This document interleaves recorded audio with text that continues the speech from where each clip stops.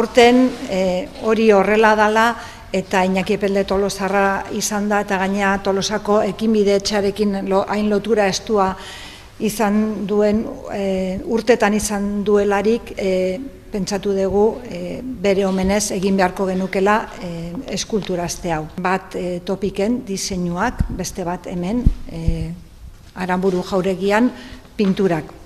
Bea eskuzabala izan zen, denoi laguntzeko prest, hitza ezekien zertzen, beti bai esaten baitzun.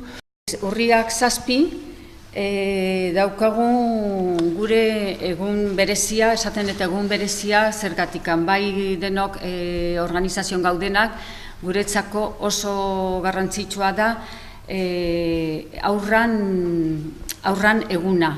Urriak 8 dauku mailingurua, eta orduan hemen ingo dugu puntos de encuentro y desencuentro. Nundik inguratzen dan eta nundik bi arte, lehenaukok eta oraingok nola alkartzen dien bilak.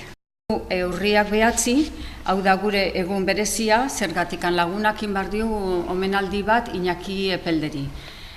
Lagunak eskultorek. Urriak 30 Iñaki Epelde eta ni egingo deu erakuskete bat Bulebarreko areton, Donostin. Azaroak 7, eta hemen dakude bai itzaldi bat, nik uste oso interesgarria izango dela, zergatikan hizlaria da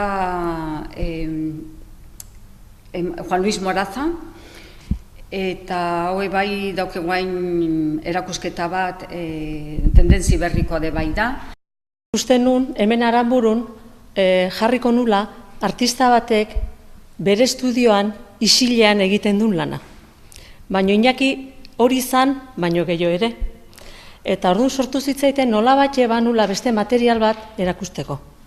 Beakindako kartelak, logotipoak, karnabaletako txapuzak, liburu batzuk ilustratu ditu. Eta orduan, nik ere sumatzen nun beharra hori ere erakutsi behartzala. Eta gero esaten duzu, erakutsi hori nun. Eta topatu nun tokeiko bena.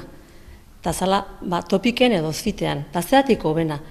Zeni gustatzen bazai zerbait ekitaldi edo egitara ontatik handa, Iñakiren bizitzan zutabe izan diran bi erakunde elkarlana egin dutelako.